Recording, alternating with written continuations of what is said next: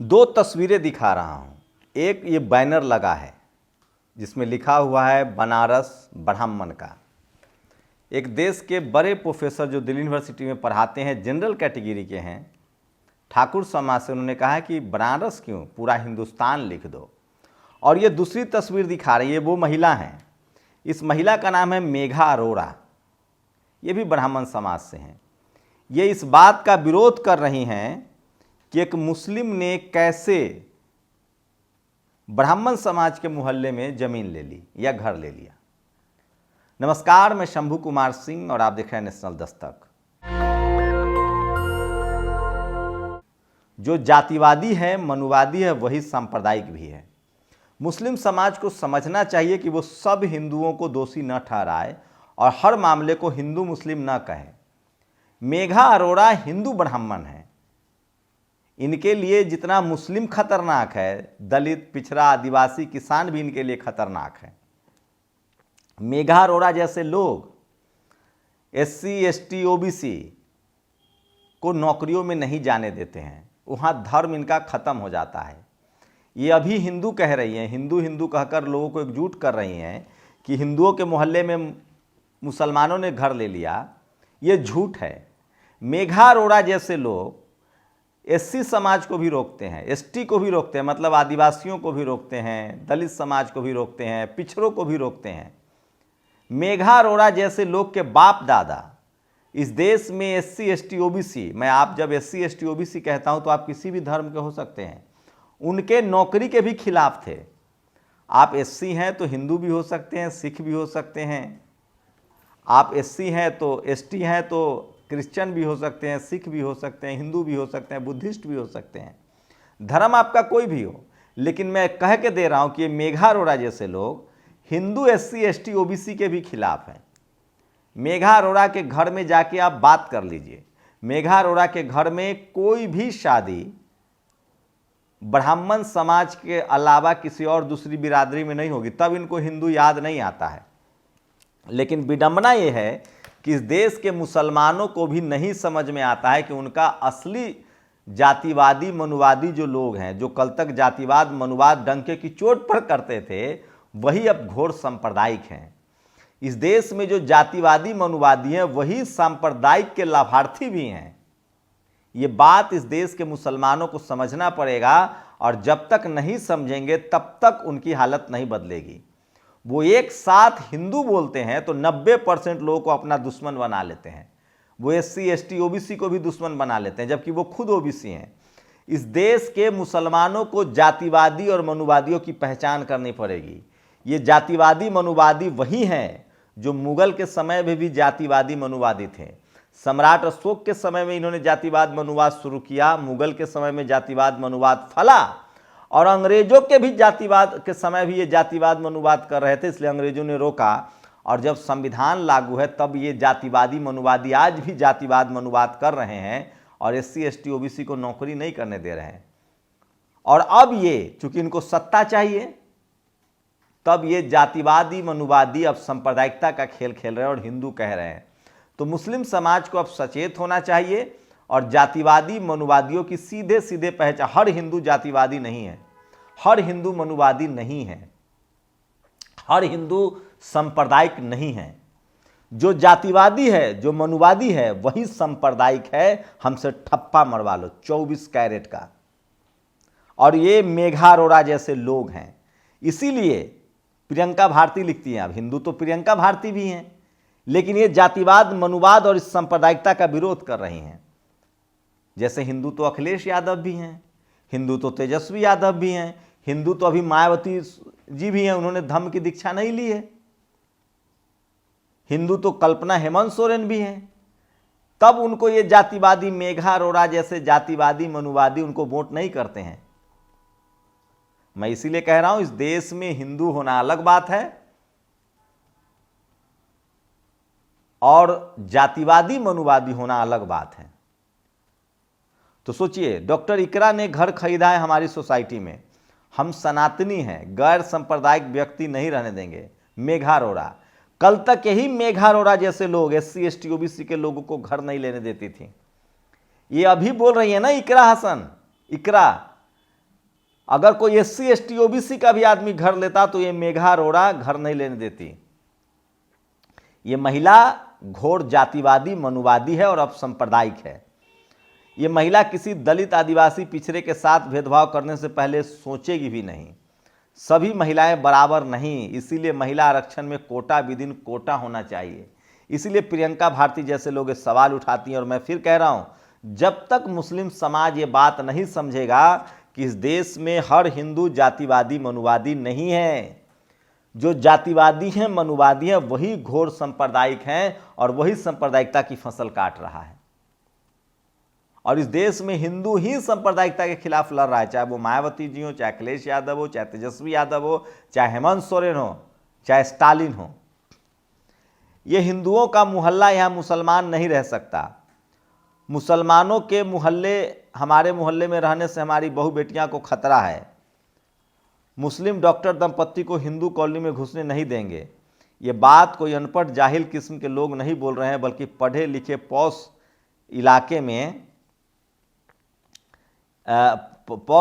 में रहने वाले तथा कथित अच्छी आमदनी वाले मुरादाबाद के एक मोहल्ले में हिंदू पुरुष और महिलाओं द्वारा बोला जा रहा है।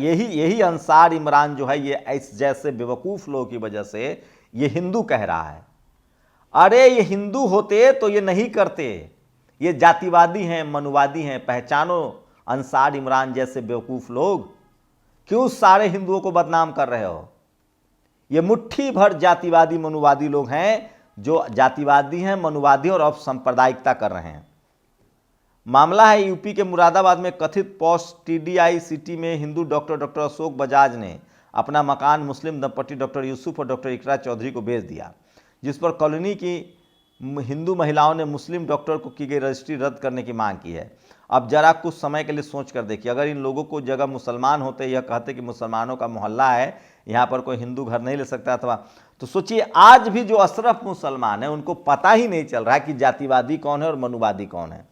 मुसलमान तब तक हारता रहेगा ये जंग जब तक उसे जातिवाद और मनुवाद का पता नहीं चलेगा। लेकिन पता कैसे चलेगा? जातिवादी मनुवादियों के साथ उनका गलवहियाँ है, दोस्ताना है, याराना है। अब तक मुगल से लेकर अब तक याराना था। अभी पिछले 10 साल से जब इन पर डंडे चल रहे हैं तब इनको पता चल रहा है कि सांप्रदायिकता हो रहा है। ये जो मेघा अरोड़ा जैसे लोग हैं ये घोर जातिवादी और सांप्रदायिक हैं। आप लोग सहमत हैं? सहमत अपनी बात दीजिए। और तेजस्वी यादव का ये वीडियो देखिए। सोचिए अब बिहार में भी नॉर्मलाइजेशन लाया जा रहा है। लगता है नीतीश कुमार जी की सत्ता जाएगी। कच्छ में पकड़ी गई फर्जी ईडी की टीम, 12 सदस्य गिरफ्तार हैं।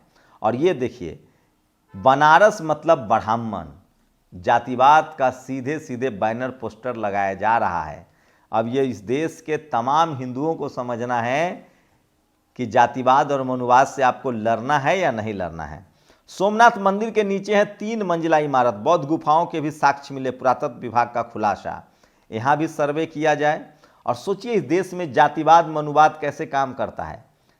रिया डाबी, वही टीना डाबी की बहन, वो भी हिंदू, और अल्पना मिश्रा ये भी हिंदू। रिटन टेस्ट में रिया डाबी 859 नंबर लाती हैं और अल्पना मिश्रा को आता है 816 नंबर, मतलब रिया डाबी से कम। लेकिन वही रिया डाबी को इंटरव्यू में 162 नंबर मिलते हैं और उसी अल्पना मिश्रा को इंटरव्यू में 215 नंबर मिलते हैं। अब टोटल नंबर हो जाता है रिया डाबी का 1021 और टोटल नंबर 1031 हुआ। सोचिए, जो लिखता नहीं अच्छा था वो बोलता अच्छा होगा। मतलब अद्भुत है इस देश में जातिवाद। और रिया डाबी का 15 रैंक हो जाता है और मिश्रा का 9। और ये लोग कहते हैं कि हम मेरिट वाले हैं। अब तो इकोनॉमिक वीकर सेक्शन का मेरिट लिस्ट ओबीसी से भी नीचे जा रहा है। कहाँ तो भाजपाई कह रहे थे एक देश एक टैक्स, लेकिन ये बात झूठी जुमलाई निकली है। अखिलेश यादव ने यूपी के मुरादाबाद वाली खबर मैंने बता दिया। उन्नाव रेप केस, कुलदीप सिंह सेंगर को मिली अंतरिम जमानत। पुरातत्व विभाग का बड़ा खुलासा। सोचिए, तो सर्वे का आजकल दौर चल रहा है, सब जगह लोग बुद्ध क्लेम कर रहे हैं। नीतीश कुमार और भाजपा अगले साल बिहार से बाहर होंगे। तेजस्वी यादव ने बिहार में बड़ा आंदोलन शुरू किया है जिसका उन्होंने नाम दिया है जनता दर्शन। और ये भाषण सुन लीजिए, सोशल मीडिया पर वायरल है। और इस बार जनबल हारेगा और जनबल जो है जीतेगा।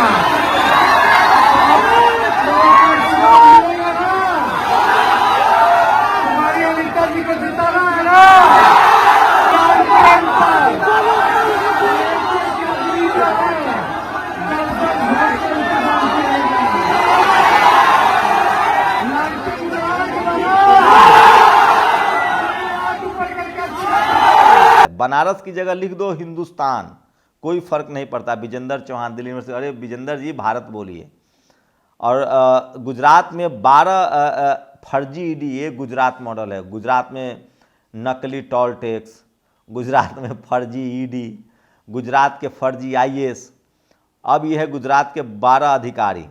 दिल्ली में वाल्मीकि समाज की एक 13 वर्षीय छात्र का शव जलाने की दिल्ली पुलिस को बड़ी जल्दी है।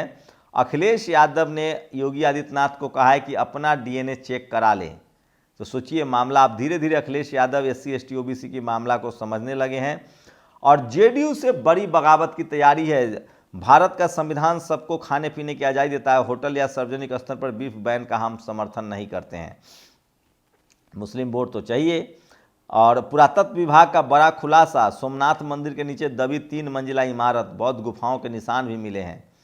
और सोचिए आज सोशल मीडिया पर एक वीडियो वायरल है विनोद कामली का, वो अब थोड़ा शरीर से लाचार हो रहे हैं तो लोग उन पर तंज कस रहे हैं कि वो SC समाज के थे, स्टारडम नहीं पचा पाए। क्या लिखा है अनिल यादव ने, एक कहानी है कृष्ण और सुदामा की दोस्ती की। कृष्ण दौड़े चले आए थे, लेकिन विनोद कामली ने सचिन तेंदुलकर को कहा कि मेरे पास बैठो, तो वो नहीं बैठे। ये मैं नहीं, ये अनिल यादव लिख रहे हैं। तो जब बुरा वक्त था तो दोस्त का भी लोगों ने साथ छोड़ दिया, ये अनिल यादव कह रहे हैं। और 140 करोड़ लोगों को 3 वक्त की रोटी खिलाने वाला किसान अपने हक के लिए सड़क पर बैठा है।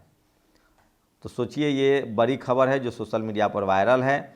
और मेरठ में दलित युवक के चेहरे पर कर दिया पेशाब, मंदिर में गंगा जल चढ़ाने से रोका, हाथ भी तोड़े। ये है जातिवाद, जीता जागता जातिवाद, सोशल मीडिया पर वायरल है। और जहाँ खोदोगे वहाँ बुद्ध ही निकलेगा, ये भी आज सोशल मीडिया पर ट्रेंड है।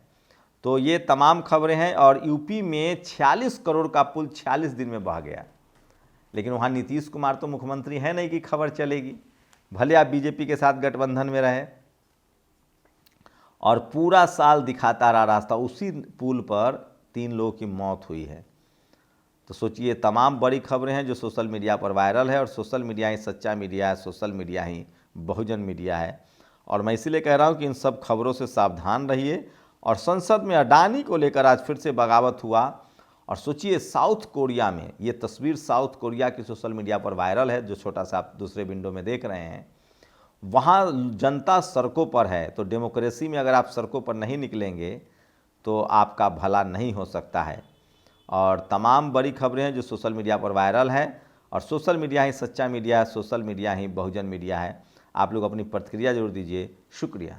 नेशनल दस्तक की आपसे गुजारिश है कि अगर इसको बचाना चाहते हैं तो नेशनल दस्तक को सब्सक्राइब करने के लिए रेड कलर के सब्सक्राइब बटन को दबाएं, फिर बेल आइकन की घंटी दबाएं। नेशनल दस्तक को बचाने के लिए बहुत जरूरी है कि हर खबर को शेयर करें, लाइक करें, कमेंट जरूर करें।